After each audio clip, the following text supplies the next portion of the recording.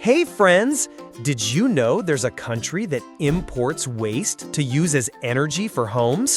Where dads take more parental leave than moms, and the current government still sends bills to North Korea for Volvos stolen 50 years ago? It's a place where coffee breaks are a sacred ritual, love doesn't need marriage, and silence isn't awkward, it's respected. In Sweden, the government will pay you to leave. Up to $4,000 cash in hand for migrant families who voluntarily return to their home country. Flights included, legal assistance provided, and it's been quietly operating behind the scenes for years. Why? Because Sweden's famed welfare system isn't infinite. And when that doesn't happen, the country makes an offer. We'll help you leave with dignity and support. To Swedes, it's practical compassion. No pressure, no raids, just structure, order, a clear signal that social benefits come with expectations. Moving to Sweden isn't as simple as booking a flight and posting scenic selfies. Immigration is a long game. Asylum cases take time. Work permits? Slower than you'd think. And without language skills or job prospects, life can get isolating. English will get you far socially. But in the job market, Swedish is the golden key. If you're dreaming of starting over in Sweden, you need more than a suitcase and a fantasy. You need a plan, a skill set, and patience. But here's the thing, that same system that pays people to leave, it also fiercely supports those who stay and contribute. In Sweden, garbage is an art form. You'll sort food scraps from cardboard, plastics from metal, batteries from bulbs. It's culture. Why? Because Sweden recycles or repurposes 99% of its household waste. The rest? Burned in high-efficiency waste-to-energy plants that power homes and heat apartments. Sweden doesn't have enough trash, so they import it. Every year, thousands of tons of garbage arrive in Sweden from countries like Norway, Germany, and the UK. In cities like Malmö, entire neighborhoods are warmed by the stuff other countries throw away. What smells like a problem to most of the world literally becomes warmth and light here. In Sweden, waste isn't just waste, it's your responsibility. Sorting your trash is expected. Slip up, there are fines. Even renters can be penalized if they don't compost correctly. Your landlord might give you a recycling guide on day one. Do you find Sweden's waste import activities interesting? If so, comment with the number 4 or share any other information you know about their recycling efforts. Sweden has over 267,000 islands. That's more than any nation on Earth. Some are barely bigger than a picnic blanket. Others hold entire villages. Most are untouched, unspoiled, and completely silent. Up north, where the map gets quiet, reindeer outnumber people. And in summer, the sun doesn't set. Midnight walks in golden light. Fishing with no clock. A world with no time. But winter is a different story. In Kiruna, for example, the sun vanishes for weeks. The polar night isn't just poetic, it's pitch black. Depression, isolation, and vitamin D deficiency are real here. Still, there's something sacred in its stillness. Drink from a glacial stream. Hike alone in a forest so quiet you can hear snow falling. Watch the sky burn green with northern lights and realize some places weren't made for crowds. We're going somewhere colder, but also kind of magical. Imagine a hotel made of ice, rebuilt every winter with snow, silence, and northern lights. Are you curious? But before that, subscribe to the channel and turn on the notification bell to own a treasure trove of our most attractive information. The ice hotel in Jukkasjärvi feels like they were built for legends. 200 kilometers north of the Arctic Circle, this entire hotel is sculpted from snow and ice. 1,000 tons of crystal-clear blocks carved from the Torn River. 30,000 tons of compacted snow, all rebuilt from scratch every winter. Since 1990, Artists from around the globe come here each year to chisel frozen dreams into suites, chandeliers, and icy cathedrals. And in 2016, they built Ice Hotel 365, a solar-powered version that stays open year-round. You step into silence, real silence, the kind that hums in your ears. You sip vodka from an ice-carved glass. You crawl into a reindeer skin sleeping bag. You wake up wondering if the aurora you saw was real or just a dream colored by cold. And that's the thing. The Ice Hotel isn't just a building. It's an experience. One that melts away each spring only to return, like ritual, like memory. Pro tip: book early. Bring thermal base layers. And don't skip the dog sled rides or the nearby Sami village visit.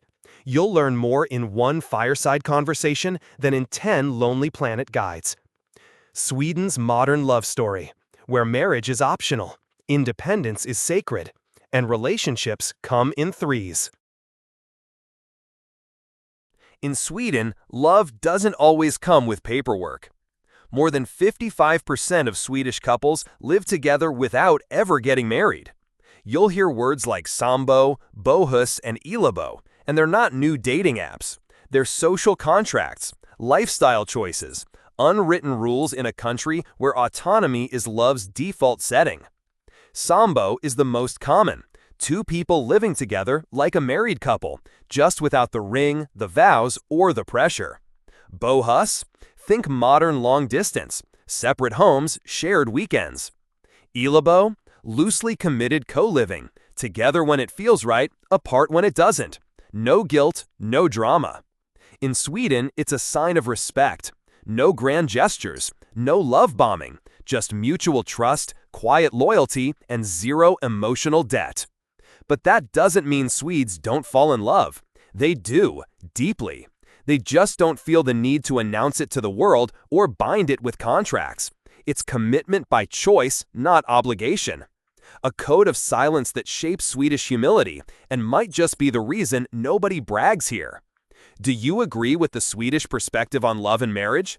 If so, comment with the number 8 or share your own thoughts with us in the comment section below.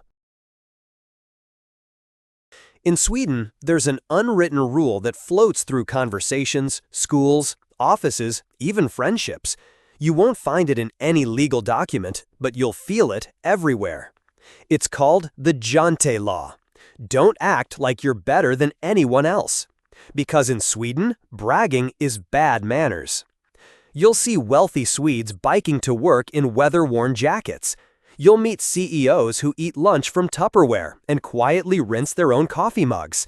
Even millionaires drive old Volvos and live in modest houses. A shared belief that nobody wins when someone tries to be above the rest. It's not about being less, it's about making space for others to be equal. Sweden's loneliest statistic, and why it's not nearly as sad as it sounds. 3.2 million Swedes live alone. That's almost 1 in 3 people. In Stockholm, over 60% of households are single-person, the highest rate in Europe. And yet, Sweden consistently ranks in the top 10 happiest countries on Earth. So, what gives? Here's the truth. Solitude in Sweden isn't a warning sign, it's a lifestyle, a choice, a form of freedom. You'll see it on the subways, at cafes, single diners reading novels. In the forests, hikers walk alone, not because they're lonely, but because the silence feeds them. In Sweden, silence is respect. Space is sacred, and your worth isn't tied to how social you are. But let's be honest, if you're moving here, that first year might feel brutally quiet. Making friends takes time. Invitations aren't handed out easily. Social circles are tight and private. It's not coldness, it's caution. Once you're in for life, but you have to earn it. The Swedish man, why he's redefining masculinity, and what it means for relationships and home life. 8. Why Swedish men are the most domesticated in the world. Here, dads take the stroller shift. They do school drop-offs, they cook dinner, and they don't think twice about it. Sweden offers one of the most generous parental leave policies on earth, 480 paid days, split between mom and dad. And while moms still take most of the leave, more and more Swedish men are stepping into roles that elsewhere might still raise eyebrows. In Sweden, fathers are co-parents by design. And that trickles into everything. You won't find rigid gender roles dominating relationships here. Everyone pays. Everyone chooses.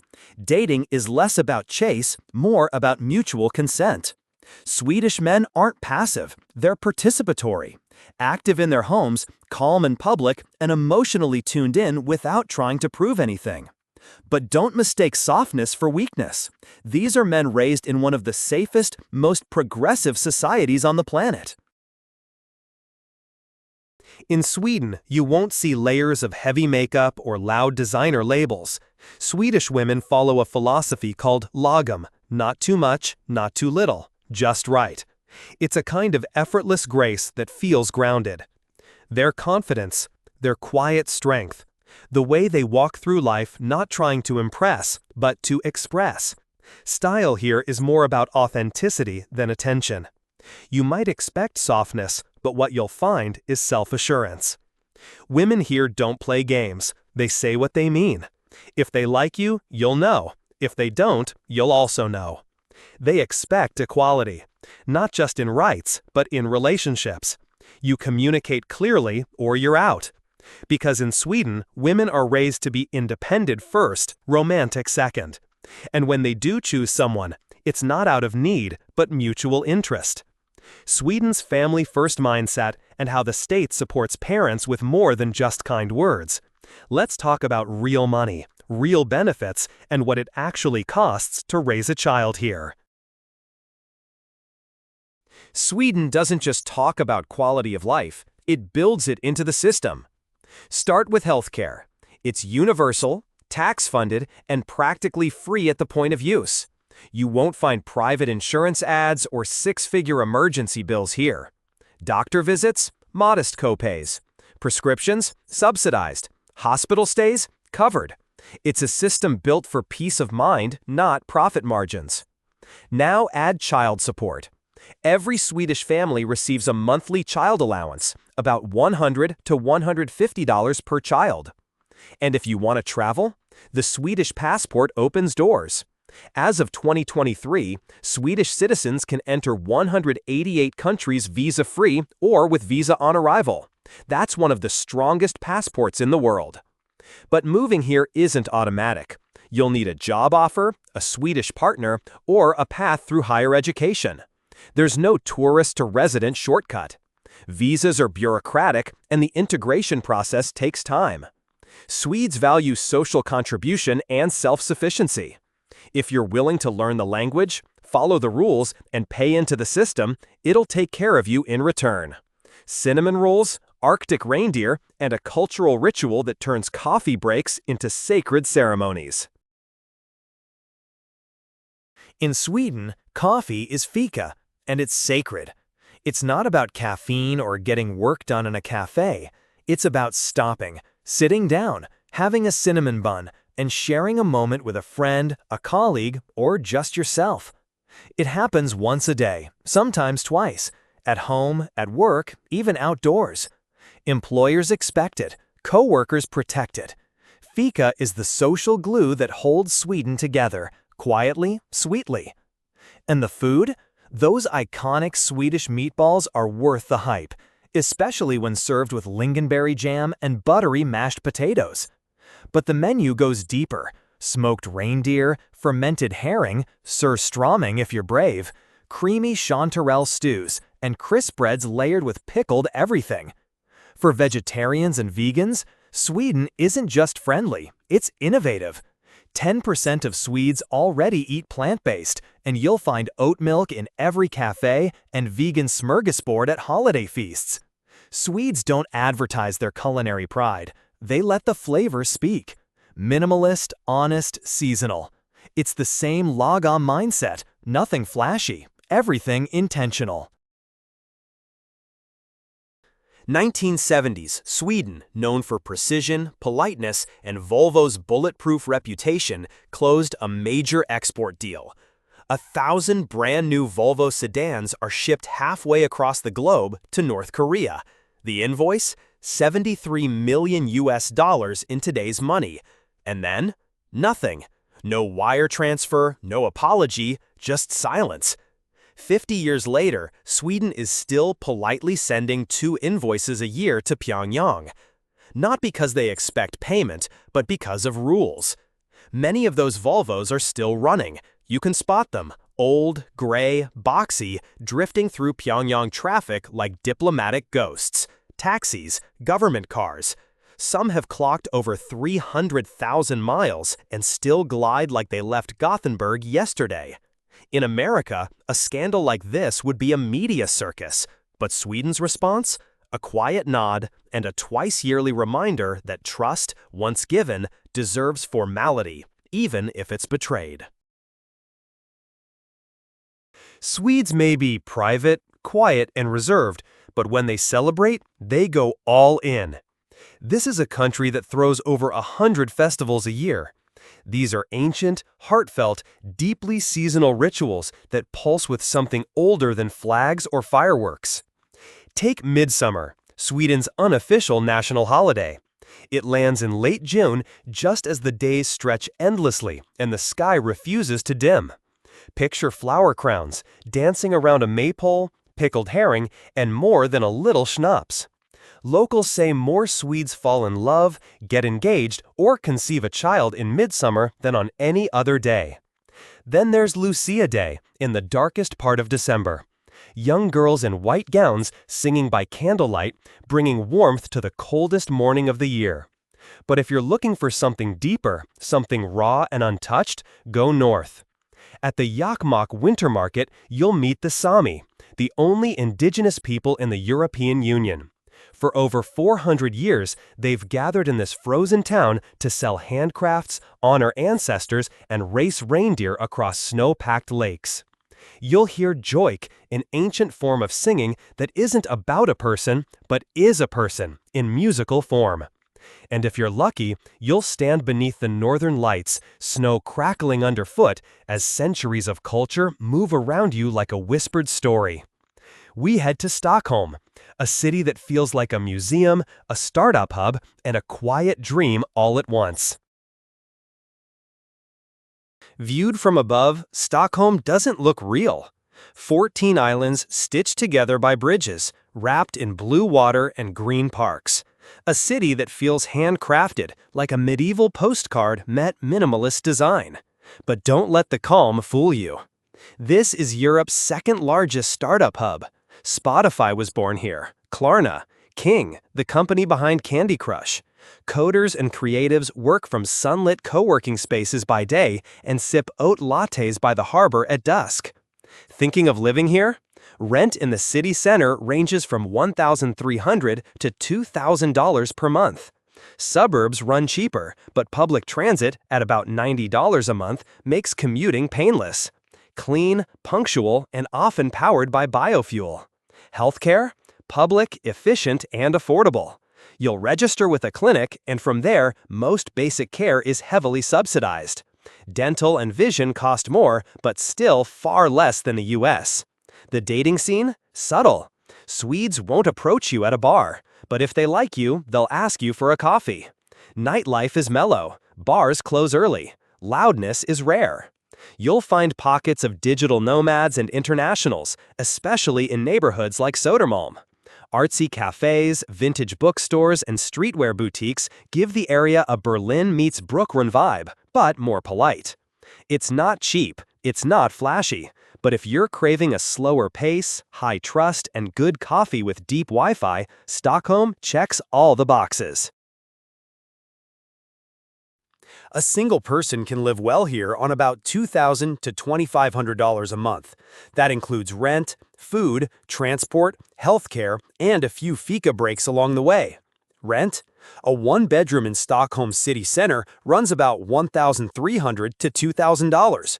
Step into the suburbs and you'll find places closer to 1,000 with clean, safe, and punctual public transport that'll get you downtown in 20 minutes flat. Utilities? Around 100 to 150 monthly. Grocery bills? Manageable if you cook at home and skip imported tropical fruits. Dining out is pricey. A mid-range dinner for two can hit $80 or more. But most Swedes reserve that for special occasions. Now here's where it balances out. Healthcare is public. Education is free. Libraries are free too. Museums often are too. You won't get surprise ambulance bills or $600 ER copays. And while taxes are high, you see where every dollar goes. Clean streets, social trust, world-class infrastructure, and government services that actually work. Now compare that to the US. In many cities, $2,500 might barely cover rent and gas. Here, it buys you breathing room, simplicity, balance. No, Sweden isn't for everyone. If you crave 24/7 nightlife or bargain living, it'll challenge you. But if you're seeking less stress, more structure, and a slower, safer pace, it could feel like relief. We've uncovered 15 fascinating facts about Sweden. I hope you enjoyed today's video. Don't forget to support us by hitting the like button and subscribing to the channel so you won't miss out on our upcoming exciting videos. Your support helps us keep creating better content. Be sure to check out the next video that's showing up on the screen. I'm sure you're going to love it. And don't forget to leave a comment about which country you'd like us to explore next. We're so glad you're here today. Please leave a comment, like the video to support us, and subscribe for more videos. See you soon!